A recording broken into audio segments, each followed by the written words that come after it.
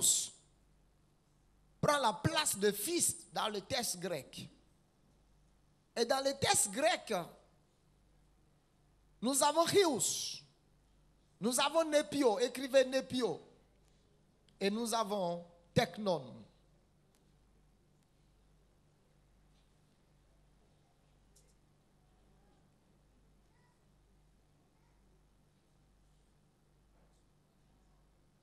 Technon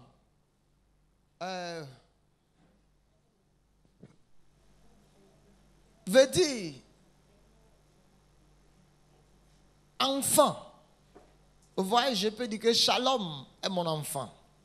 Alléluia. Amen.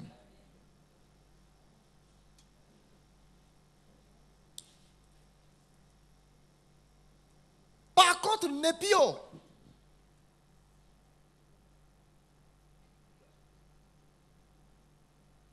parle plutôt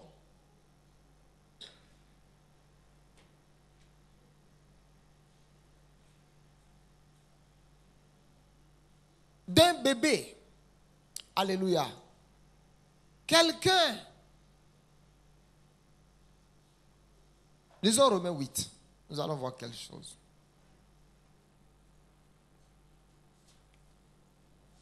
Romains 8, le verset 15.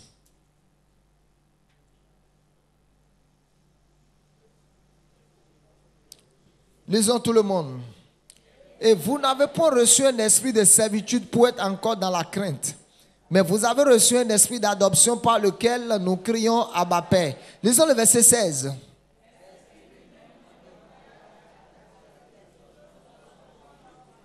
L'esprit même rend témoignage à notre esprit que nous sommes enfants. Mais cette fois-ci, Paul n'a pas dit que nous sommes fils. Enfants de Dieu. Et l'esprit même rend témoignage à notre esprit que nous sommes enfants de Dieu. Mais cette fois-ci, Paul n'a pas dit, Paul ne dit pas que l'esprit rend témoignage à notre esprit que nous sommes fils ou filles.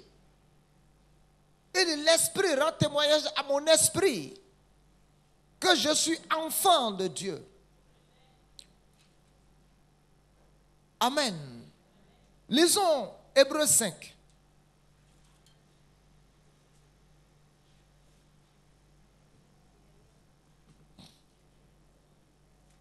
Verset 11.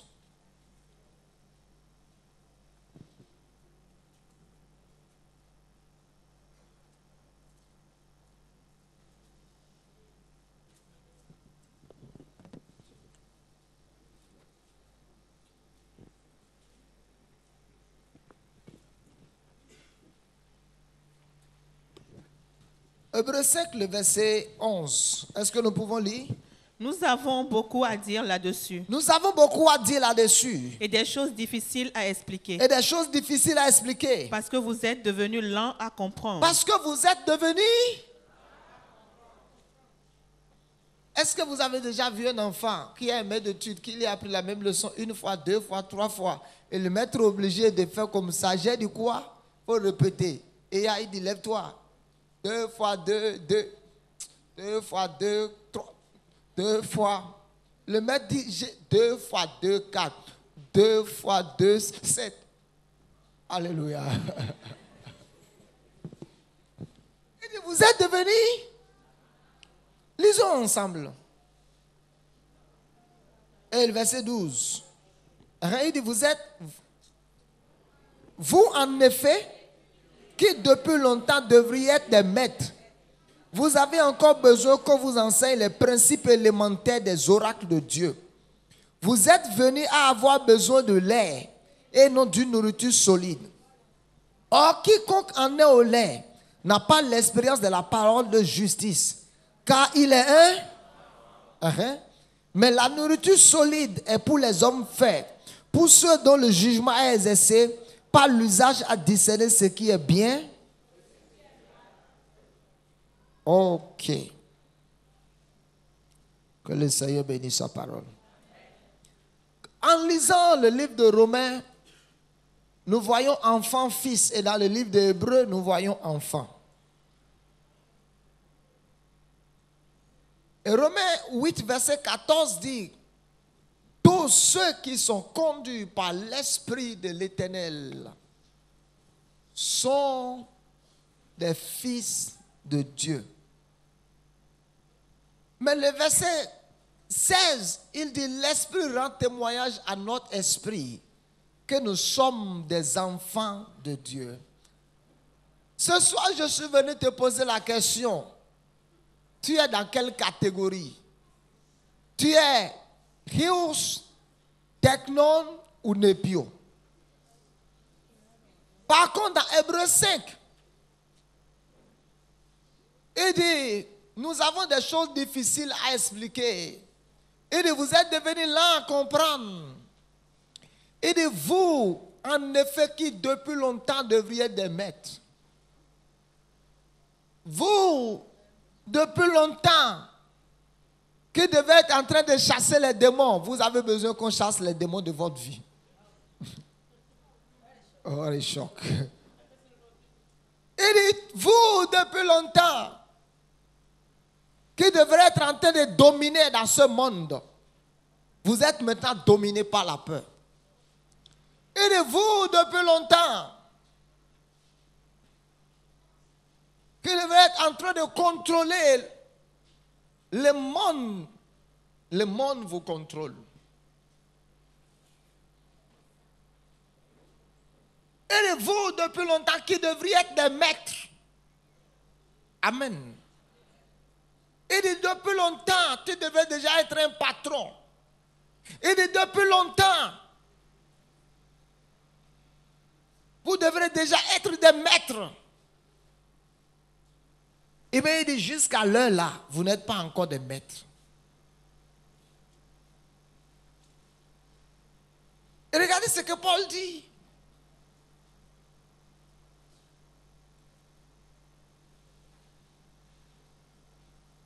Lisons Hébreux 5. Je m'en vais vous montrer quelque chose.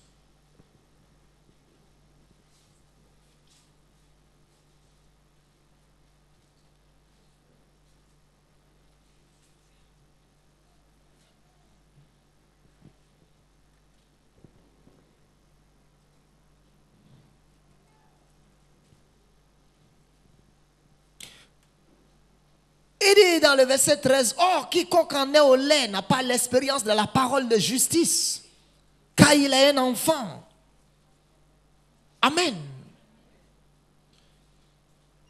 Il dit, depuis longtemps, tu es supposé grandir dans la foi. Mais depuis, tu n'es pas en train de grandir. Amen.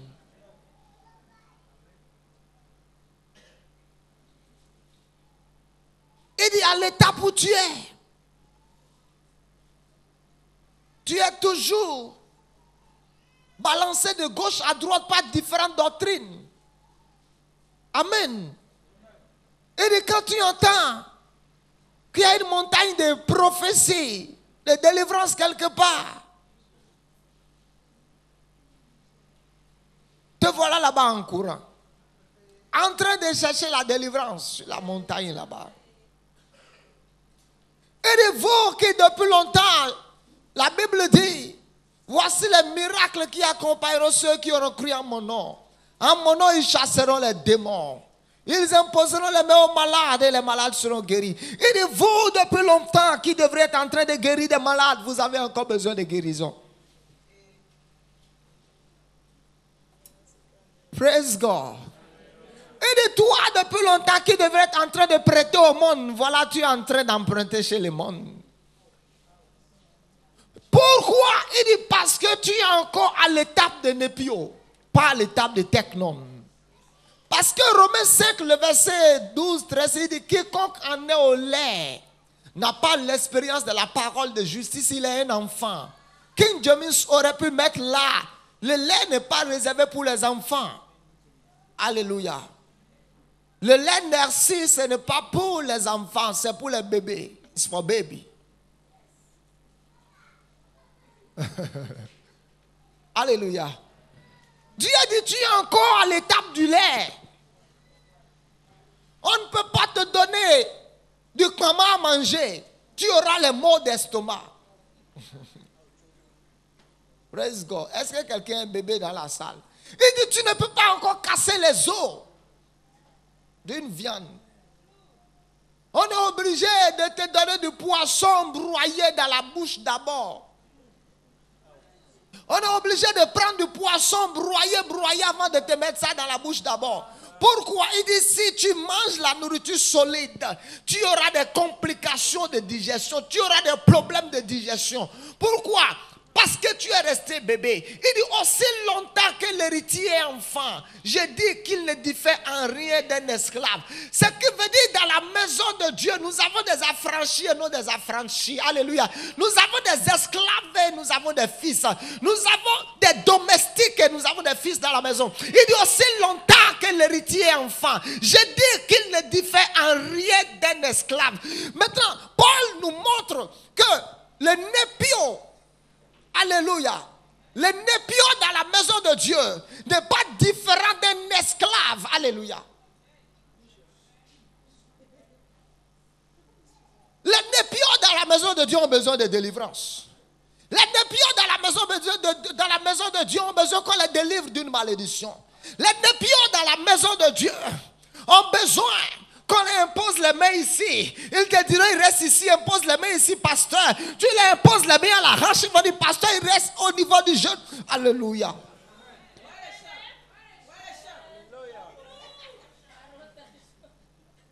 Il dit, aussi longtemps que l'héritier est enfant, il ne diffère en rien d'un esclave, quoi qu'il soit le maître de tout. Praise God.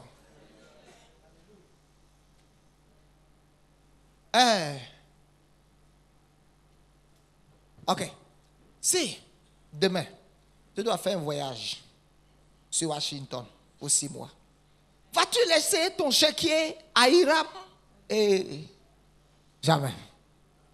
Il va déchirer tout et chéquier amener ça à l'école.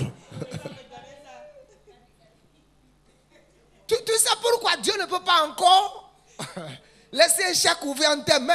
Parce que tu vas déchirer tous les papiers, prends le bic rouge, écris là-dessus, prends le bic noir, écris là-dessus, dessiner tête franc, dessiner tout ce que tu veux là-dessus et amener ça à l'école, alléluia, distribuer ça à tes collègues, ne sachant pas que ce que tu es en train de déchirer, tu es en train de ruiner ton père de la sorte. Il dit aussi longtemps que l'héritier est enfant de Dieu est grandissant. Dis à ton voisin, grandis. Grandissons, enfant de Dieu. Il dit aussi longtemps que l'héritier est enfant, il ne diffère en rien d'un esclave. Le monde a chaud, les népios ont chaud. Ça va mal dans le monde, les népios aussi, ça va mal chez les népios. Les mondains ont la migraine, les népios ont la migraine. Praise God. Les mondains ne vendent pas, les népios aussi au marché ne vendent pas. La crise a touché tout le monde dans le pays et ça a aussi touché les népios dans la maison de Dieu. Mais les rious ne connaissent pas la crise. Il y a aussi longtemps que l'héritier est enfant. J'ai dit qu'il ne diffère en rien d'un esclave. Il y a beaucoup de personnes dans la maison de l'Éternel qui ne sont pas différents des esclaves. Ils ont la condition d'esclaves, c'est ce que la Bible dit. Alléluia. Ils ne sont plus des technones. Parce que les technones, c'est les enfants. Quand je dis c'est mon enfant, il est né de moi. Mais quand on dit népio ici, bébé, immature dans les choses de Dieu. Amen. Imagine que tu rentres à la maison, tu vois ton enfant de 15 ans, assis dans le sable. Amen. En train de préparer le riz avec le sable. En slip. Tu vois ta fille de 15 ans qui déjà a les seins. assise dans le sable à la maison, en train de verser de l'eau dans un pot de yaourt. Une boîte de tomates ici, où elle est en train de préparer le sable. Alléluia. Écoute-moi. Qu'est-ce qui va t'arriver? Qu'est-ce qui va t'arriver? Tu seras sous un choc. Tu seras sous un choc. Et tu cries sur elle. Elle se lève. Elle va porter un pain. Mais tu reviens le lendemain. Tu la vois faire la même chose. Tu vas dire, hey, la fille là, si haut. Est-ce qu'il y a un problème mental avec elle? Alléluia. Écoutez, vous verrez ceux qui n'ont pas connu le développement mental avoir de ce genre de réaction dans la vie. Il est grand de taille. Alléluia. Il est élancé. Mais mentalement, ça ne va pas bien. Il raisonne à tort à travers. Alléluia. Il raisonne à tort à travers. Il y a beaucoup de personnes dans la maison de Dieu. Mentalement, ça ne va pas. Ils raisonnent à tort à travers. Ils ont la condition de cette fille dont je parle. À tout moment, quand Dieu regarde, Dieu les voit assis dans le sable, en train de jouer au jeu de sable, en train de préparer le sable. C'est pour ça que Dieu peut dire dans Isaïe 60, lève-toi, sois éclairé. Lève-toi, ce qui veut dire tu es assis quelque part où tu n'es pas supposé assis.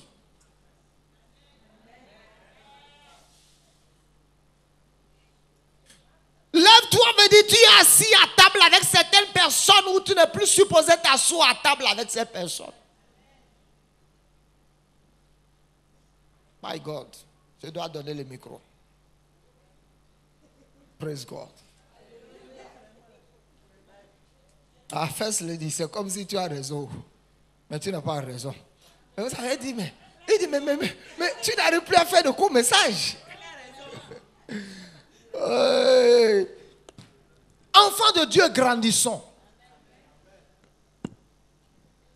La Bible dit,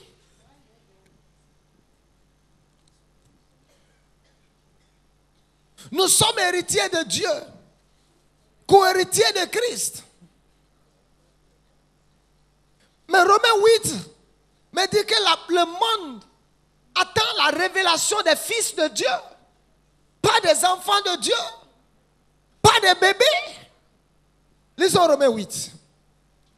Je peux m'arrêter là et on va continuer après. Personne ne me chasse. Alléluia. Personne ne me chasse. Personne ne me chasse. Praise God. Docteur Dinley, il est invité. On va lui laisser le micro. Il va partir. Même s'il part, même le mois prochain en janvier, je peux toujours enseigner ça ici. Alléluia. Lisons Romains 8 d'abord quand même. Rien ne me presse. Romains 8. Lisons le verset. Non, lisons le verset.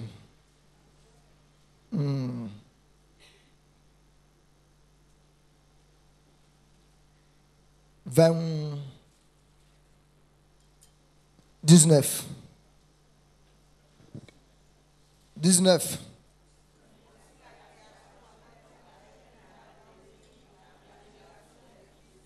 Vous voyez dans le verset 17, il dit si nous sommes enfants, nous sommes aussi héritiers. Héritiers de Dieu, co-héritiers de Christ. Si toutefois, nous souffrons avec lui.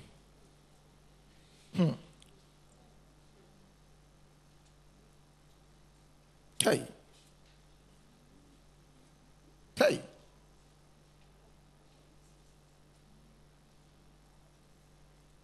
Paul dit, aussi longtemps que l'héritier est enfant,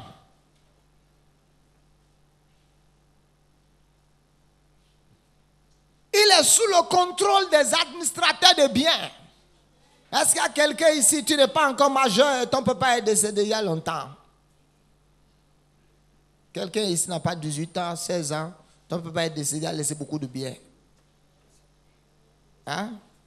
Toi, tu as laissé beaucoup d'argent? Beaucoup.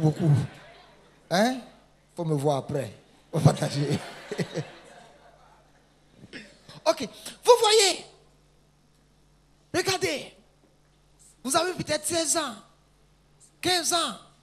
Votre papa est décédé, a laissé beaucoup d'héritage. Voici ce qui va arriver. Les frères de ton père, ton oncle, que même ton papa n'aime pas trop son affaire qui viennent chez vous. Mais comme tu es mineur, praise God, il va se présenter pour dire bon, le conseil de famille. Arrivé au tribunal, il va dire bon, les enfants sont encore petits. Donc même maman ne peut pas être administrateur. Donc l'oncle sera administrateur. Amen. Et tandis que l'oncle devient administrateur, les millions de ton papa, il va commencer à rouler. Tandis que tu es dans votre maison et tu ne sais pas quoi manger avec ta mère, du vivant de ton père, on ne t'avait jamais expulsé de l'école. Maintenant, on t'expulse de l'école. Il faut que tu ailles voir l'oncle pour dire on t'a chassé. Maintenant, l'oncle et ses fils roulent dans les millions de ton père. Tu sais pourquoi? Parce que tu es encore enfant. Alléluia. Et tu es obligé de rester sous le contrôle des administrateurs de biens. Si la mort de ton père t'avait trouvé à l'âge adulte, on ne sera pas obligé de prendre ton oncle comme administrateur de biens. Écoutez-moi, beaucoup d'enfants de Dieu, alléluia, Paul dit parce qu'ils sont des enfants, parce qu'ils sont des bébés, ils sont sous le contrôle des administrateurs de biens. Ils ne peuvent pas avoir ce qu'ils veulent.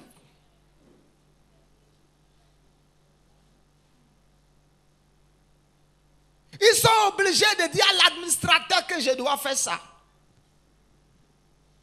Il y a aussi longtemps que l'héritier est enfant. Je dis qu'il ne diffère en rien d'un esclave. Quoi qu'il soit le maître de tout. Je suis venu ce soir te challenger. Pour que tu puisses grandir spirituellement. Que tu cesses de t'asseoir dans le sable en train de sucer les doigts. Je suis venu te challenger ce soir. Alléluia. Pour que tu cesses de t'asseoir dans le sable avec ton plat de riz et manger. Alléluia. Parce que dans la maison de ton père, il y a des salons marbrés, des fauteuils en cuir italien numéro 1. Voici à tout moment où on te sert. Parce que mentalement tu n'es pas développé. Tu quittes le louis, les carreaux de l'intérieur. Tu viens t'asseoir dans le sable au dehors, dans la poussière en slip. Alléluia. Et la nourriture est mélangée avec le sable. Beaucoup d'enfants de Dieu vivent de la sorte. Mais je suis venu ce soir. Paul dit aussi longtemps que l'héritier est enfant. Ce qui veut dire que l'héritier peut décider de rester enfant comme l'héritier peut décider de grandir. Je suis venu ce soir te challenger afin que tu dises je ferai ce que je dois faire pour devenir un adulte, un fils dans la maison de Dieu. Les népions dans la maison de Dieu ont la fièvre et ils grelottent. Les fils, les rious ne savent pas ce qu'on appelle la fièvre. Laissez-moi m'arrêter là. Quelles sont, je parle de 7 caractéristiques des rious, des fils de Dieu. Les fils de Dieu savent maîtriser leurs pensées. Les fils ont les pensées assujetties à la parole. Ils ne permettent pas à n'importe quelle chose de traverser, de voyager dans les pensées. Tout ce qui vient dans les pensées, qui ne vient pas de Dieu, ils arrêtent cela, ils repoussent cela. C'est pour ça que vous allez comprendre que Paul était un fils dans la maison de Dieu. Paul dit dans Philippiens 4, verset 8. Tandis que tu es assis. Souvent les gens disent que le diable m'a prêché. Tu es stupide, tu es un bébé. Écoute-moi. Tu m'écoutes ce soir, non? Pourquoi? Parce que tu es assis ici. que le diable t'a évangélisé, tes oreilles étaient où?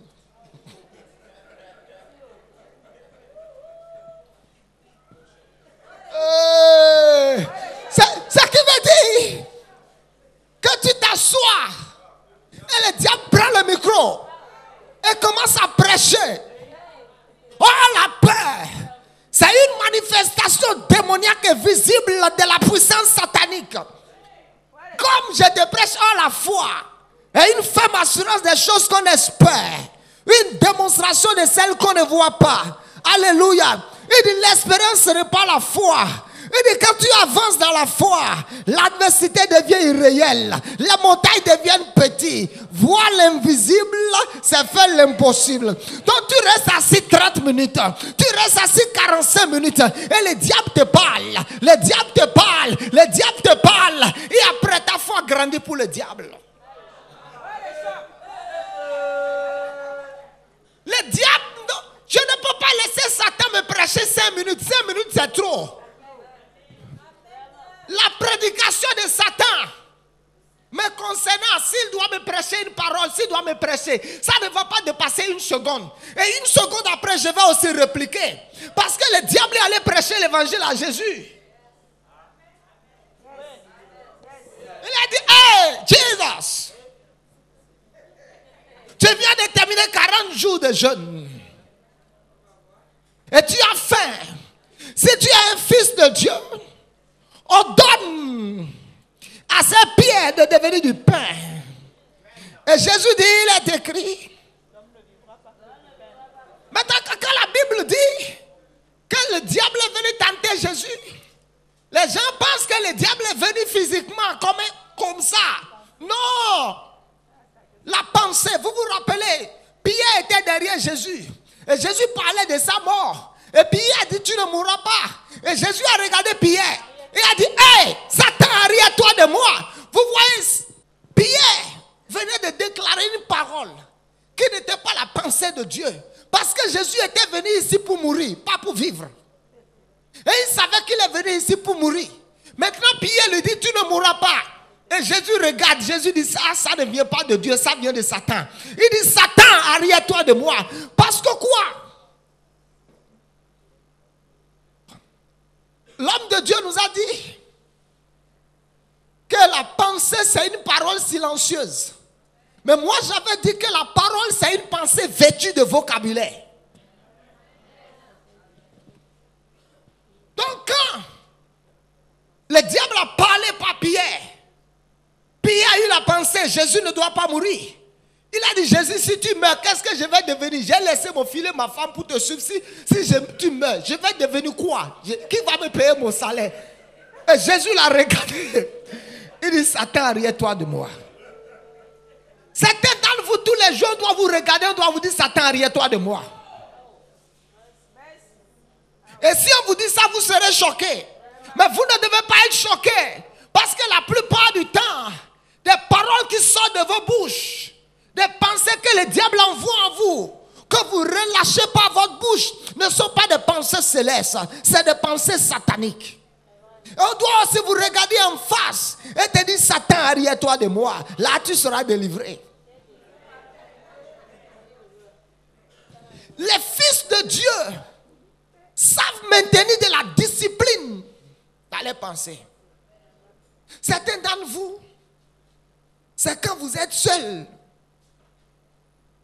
Quand vous êtes seul, que vous commencez à regarder votre vie, que vous commencez à regarder vos échecs, que vous commencez à regarder vos problèmes, que le diable commence à amener l'évangile de tes échecs, l'évangile de ton passé. Il commence à te montrer combien de fois c'est impossible, combien de fois tu ne peux plus réussir, combien de fois la prière ne peut pas marcher pour toi.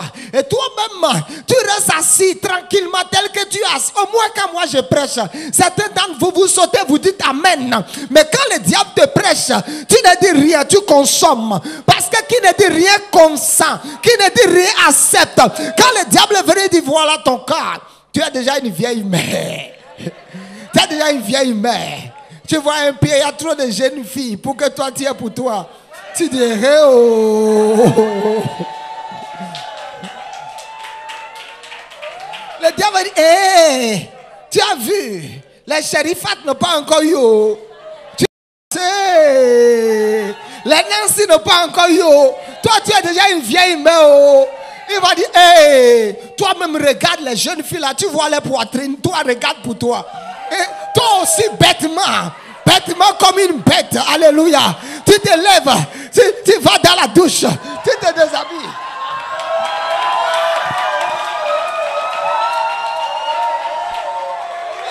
Tu te regardes ta poitrine, tu regardes ta poitrine, tu regardes ta poitrine. Et le diable dit, c'est pas fini, c'est pas fini. Il dit, tu vois les jeunes filles là, tu vois les femmes comment c'est plat. Il dit, toi regarde, ton ventre est plié. Tu fais comme ça.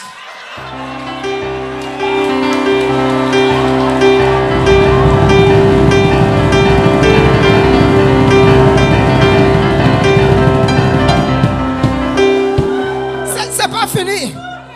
Il dit, regarde. Il dit, regarde. Tu n'as plus de chance.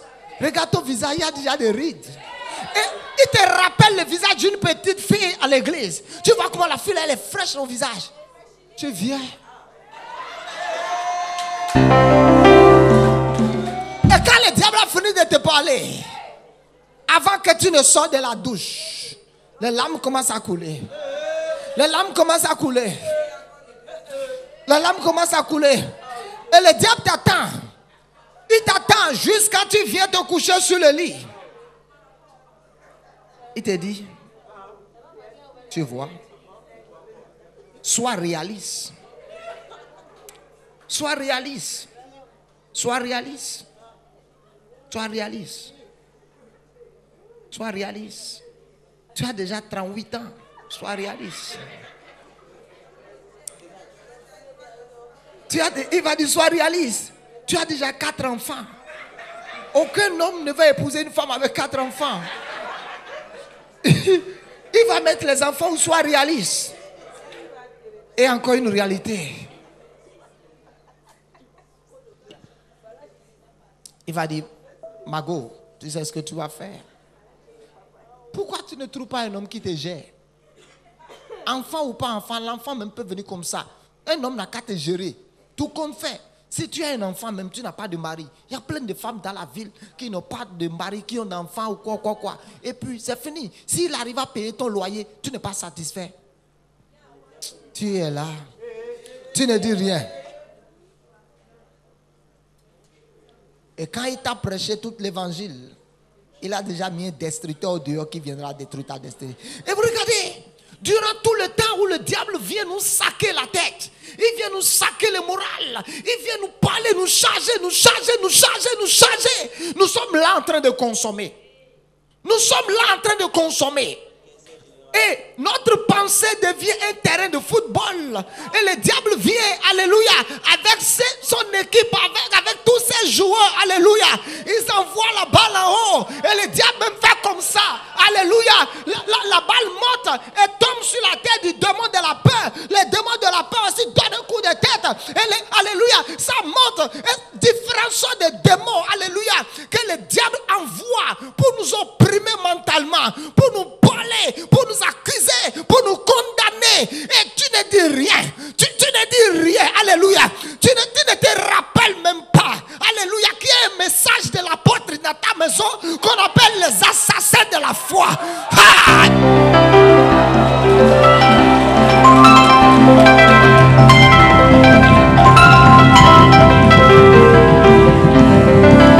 Amen. Quand l'inquiétude arrive, quand la peur arrive, il prend la balle, il fait comme ça, et la balle tourne et tombe au pied du démon de l'inquiétude. Et l'inquiétude vient dans ta vie, tandis que la Bible dit que l'inquiétude dans le cœur de l'homme l'abat. Et subitement, tu dis, je suis abattu. Et ce n'est pas encore fini.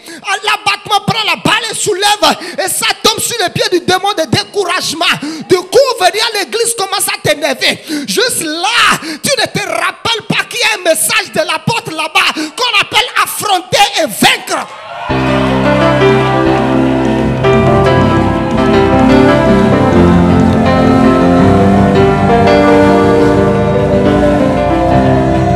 Enfant de Dieu, tu dis, tu es allé à l'hôpital. Les médecins, les le gynécologue, le quoi, je m'en fous de son nom. Tout compte fait, ce que je sais, mon Dieu s'appelle Jehovah Rapha. Celui qui est le patron de la chirurgie, celui qui est le patron du cardiologue, celui qui est le patron de la cardiologie, le patron de neurologie, le patron, alléluia, de toutes les spécialistes. Il te consulte, il dit, vous voyez, votre sein, on doit couper. Il dit non seulement le cancer est dans votre sein, mais ça a touché l'utérus. Non seulement, il a fini de parler, et tu n'as pas réagi. Tu es resté là, tu as consommé.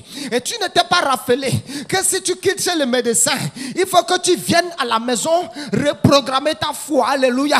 En prenant le message de l'apôtre qu'on appelle comprendre la foi ou la visibilité de la foi. Tu es venu, quand tu as quitté là-bas en même temps, tu as déjà envie de dormir. Je vais prendre 2 Valium. Écoute-moi.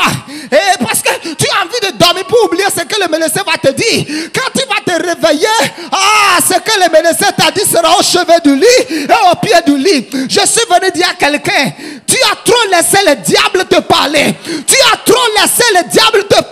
Il est temps que tu dises, Satan, j'en ai marre de t'écouter.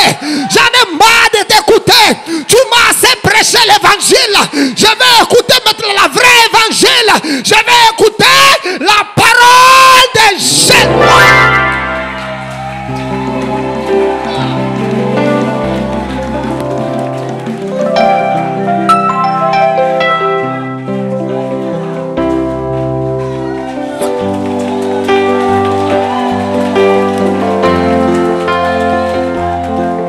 Maintenant, écoutez-moi. Toute la Bible, c'est la pensée de Dieu. C'est pour ça qu'on vous dit, vous devez lire la Bible. C'est pour ça qu'on dit, vous devez acheter des CD, des DVD. Partout où vous êtes. La Bible dit dans le livre de Deutéronome que tu dois écrire la parole de Dieu sur tes mains, sur ton front. Écoutez, certains d'entre vous, on vous a donné des prophéties. Vous les avez jetées dans le WC. Vous n'êtes pas allé les imprimer sur un papier. Les coller aux cheveux de votre lit. Les coller dans votre voiture. Les coller partout où vous voulez. Pour que tous les jours, vos yeux soient sur cette prophétie. Mais vous avez accepté les pensées de Satan. Vous avez accepté que tu ne peux plus. Tu as accepté ta faiblesse. Tu as accepté tout ce que le diable t'a dit. Tandis que la parole de Dieu est à ta disposition. Et tu es là et tu souffres inutilement, gratuitement. Tu sais pourquoi? Parce que tu es un impur. Tu as oublié une chose. Tu as oublié que ton premier père s'appelle Abraham. Ton deuxième père spirituel s'appelle Abraham. Et désormais, tu es mon fils. Tu n'appartiens plus à l'autre.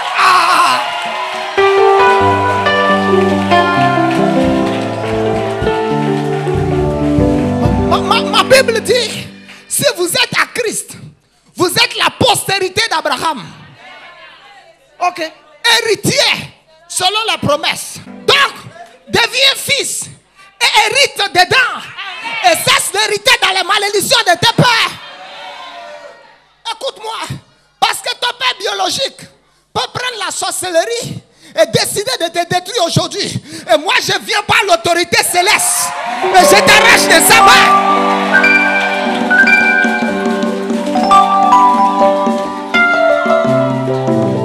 Et je t'arrache de sa main.